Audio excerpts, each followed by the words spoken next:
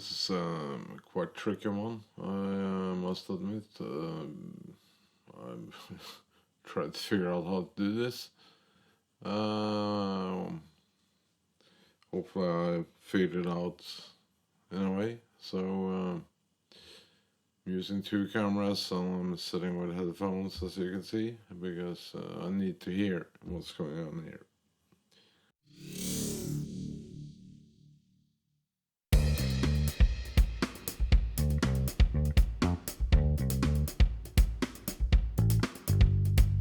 What you're hearing now is a song I composed especially for this project. The first part is mastered and the levels are correct.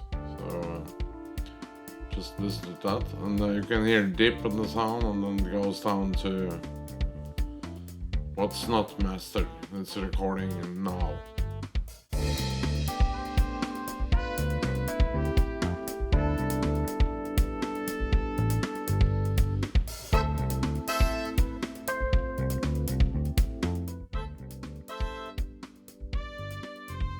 You can clearly hear the transitions here.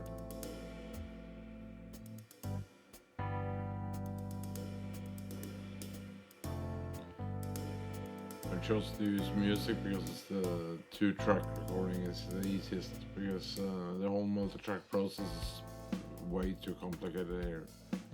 It has to be a separate one. As I told you, this song I made especially for this project, just because you can't use just about anything. You have to use something that's approved. I approve it because it's my song. It's called Grab Your Mic, by the way.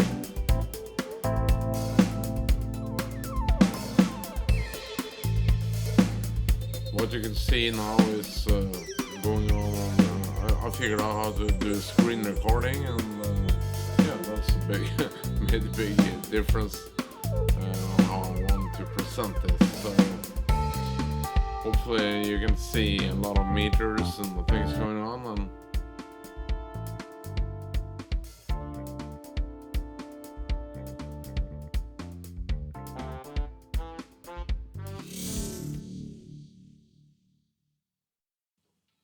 I really have a thing for levels. After a few years in the business, I've figured out that that is actually your most important tool. This a piece of software that's, in my book, essential. I think it's very, very important to have a correct system alignment, and to figure out how your system works, because if you don't do that, you will end up having mixes that don't translate very well to other medias. I never check things anymore on other systems. I just figure out that my system is quite correct now, and I don't need to check it on 50 other speakers.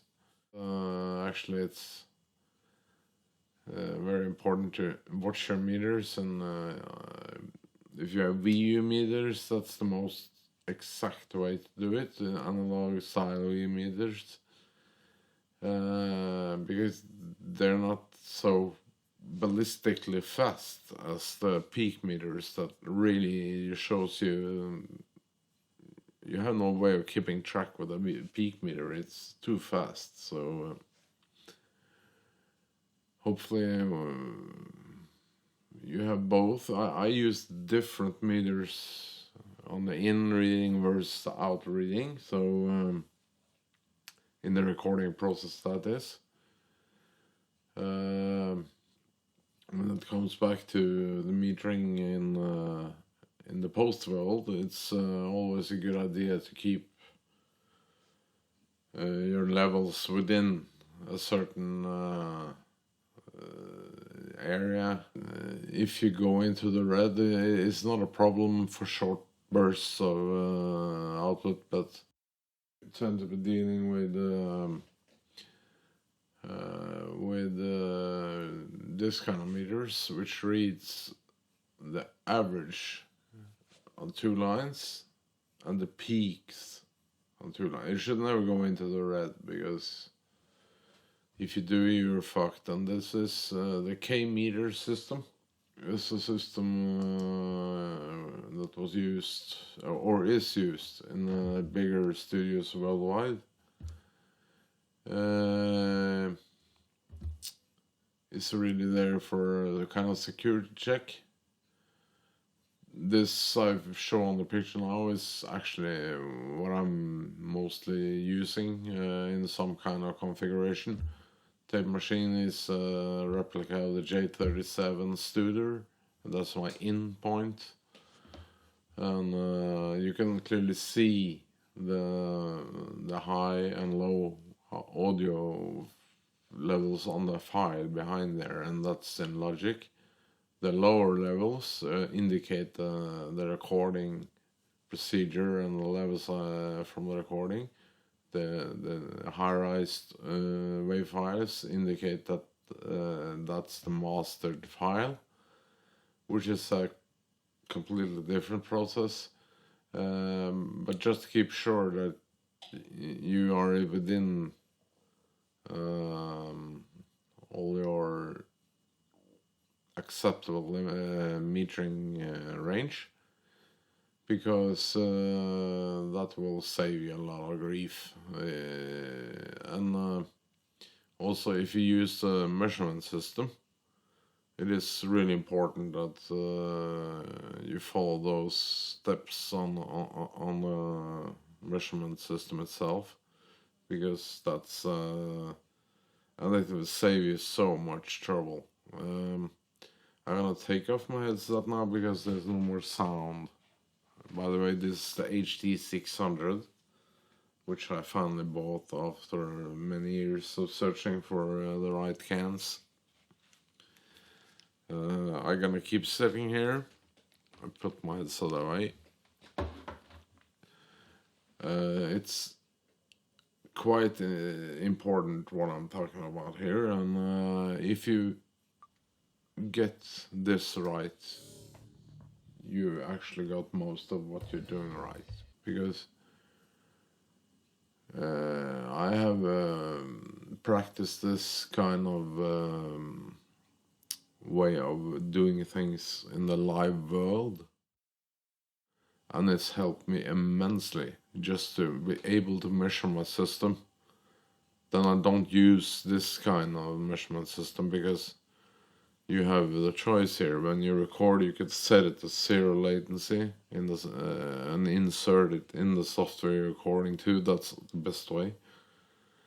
And when you're mixing, you can have it in something called linear phase, and that introduces, unfortunately, a little latency in the system, so you cannot record with that function on.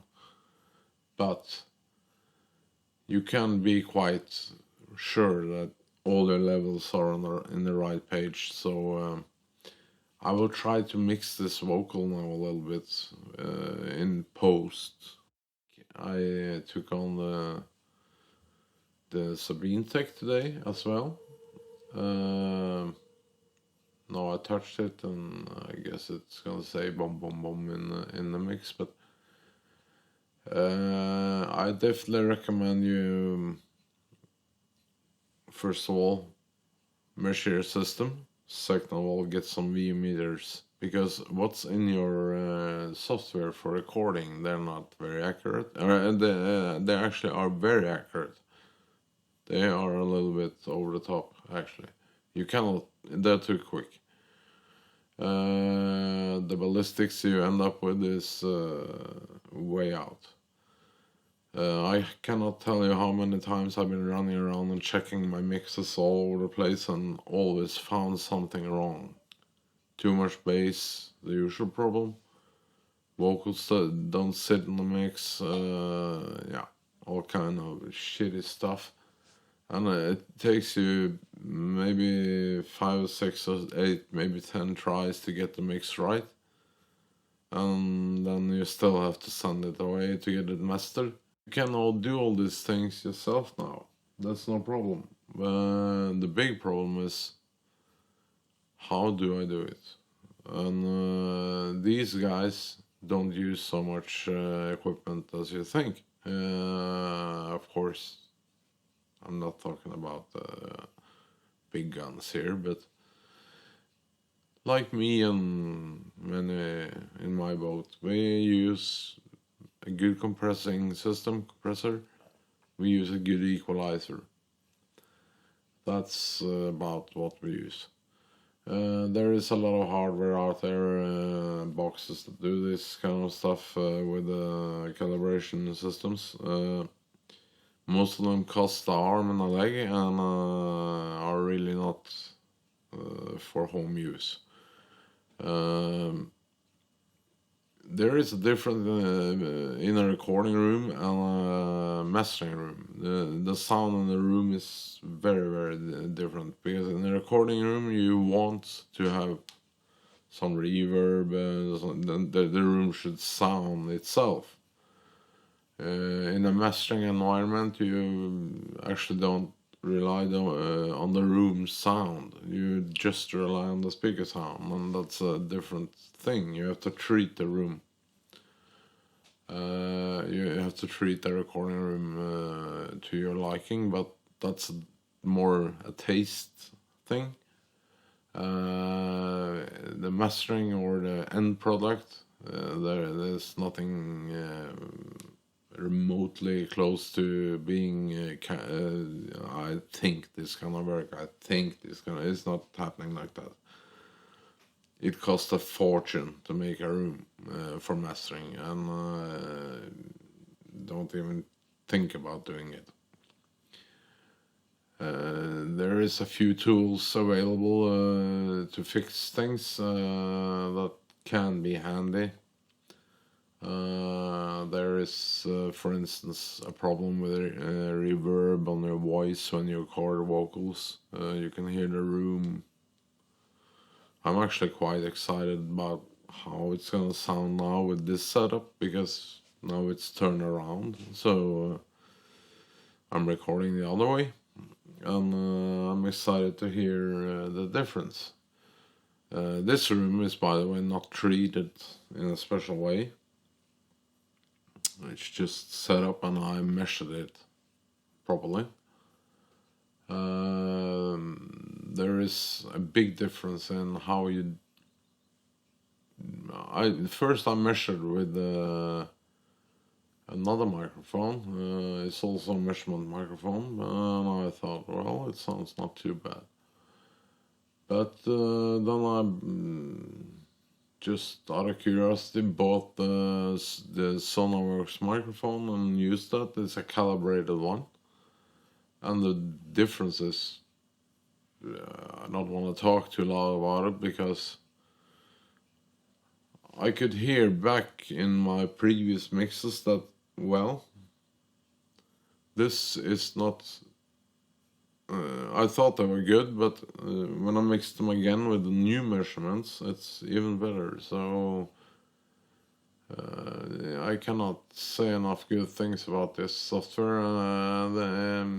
It can be a little tricky when you're working, recording, etc. But it's mainly for mixing. So I use it when I record as well in a zero latency mode. So keep a track on what I'm doing. The K-meter system is a very interesting kind of plugin, because it doesn't cost an arm and a leg, and you can use that exclusively and drop a lot of things.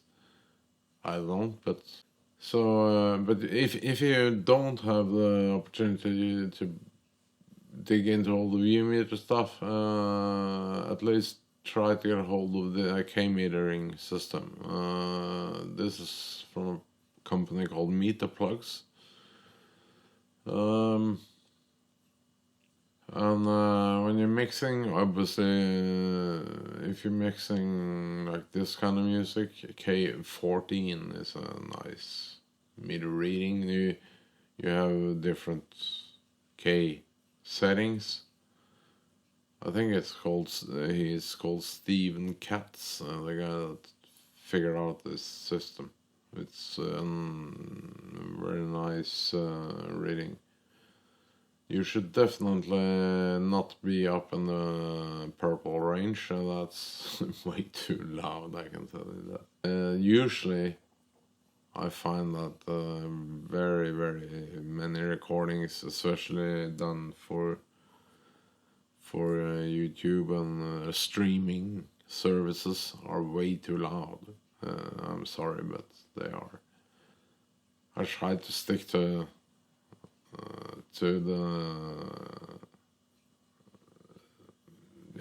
the recommended way of doing it, and not trying to be in the loudness war, because first of all I don't like it. Second of all, I have no chance winning that. So there are professional guys out there that make things so loud, and it plays okay.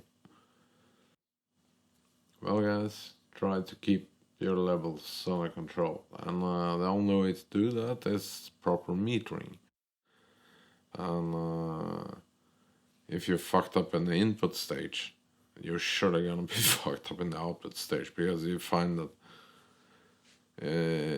all your meters is you creeping down on the faders, and the sound will change because the fader is going like this. I see a lot of guys using, all the way they use a lot of buses or subgroups, if you like to call that.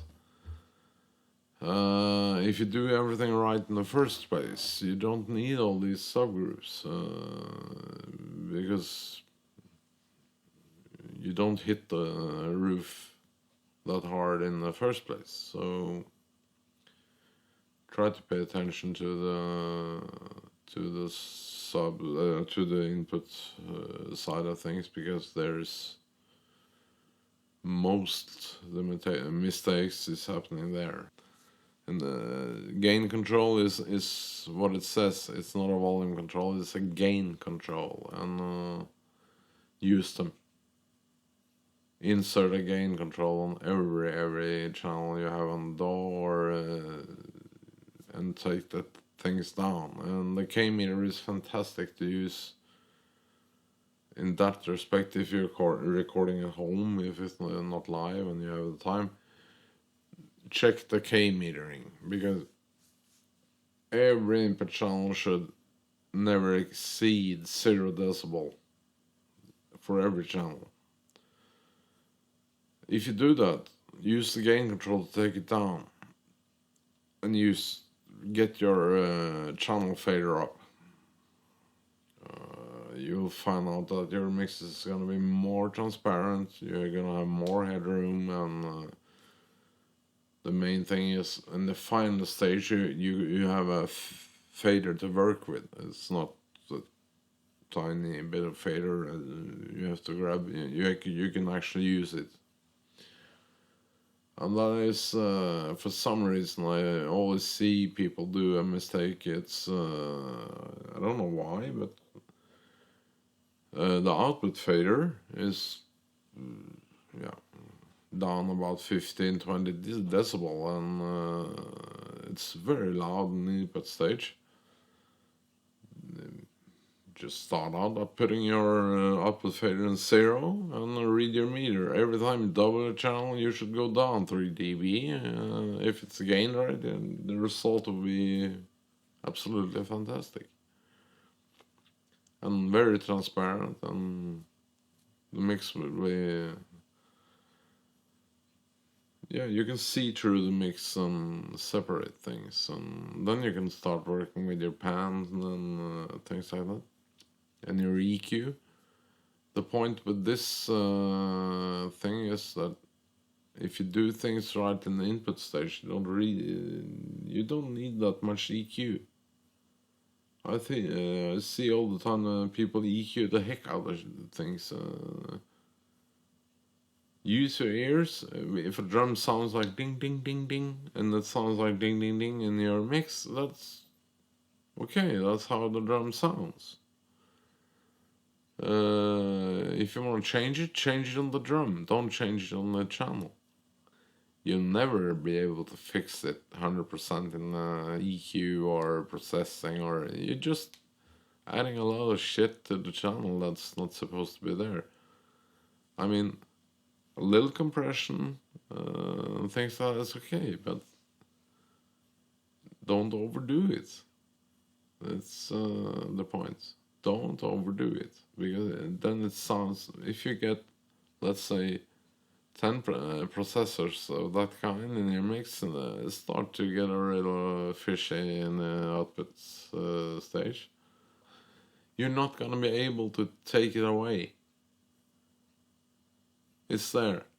And you have to go all the way back to the main mix and do the changes before you do all the full round, because a small change makes you want to mix all the stuff again and again and again. I don't work like that. I used to do it like that because, well, this hit is not, this is too loud, this is too low, this is... If you do it right at once, you don't have these problems. And if you have a lot of headroom in your mix, you certainly do not have that problem. If the hi-hat is a little high somewhere, or I mean in level, doesn't matter because the mix breathes. And if you have a hi-fi speaker to mix on, forget it. You will never be able to get the results.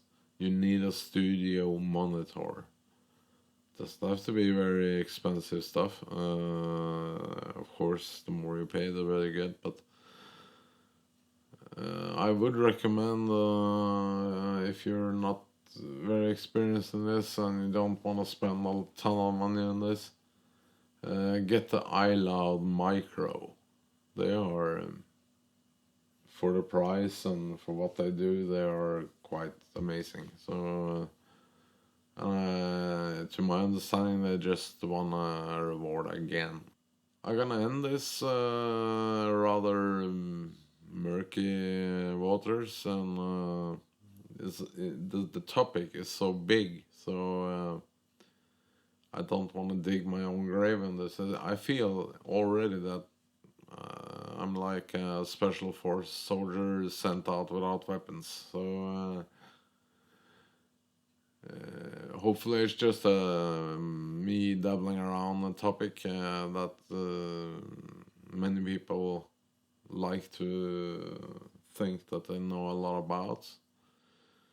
I think we'll vendor into some gear next time and take a close look at that, because it's way easier than this, I tell you.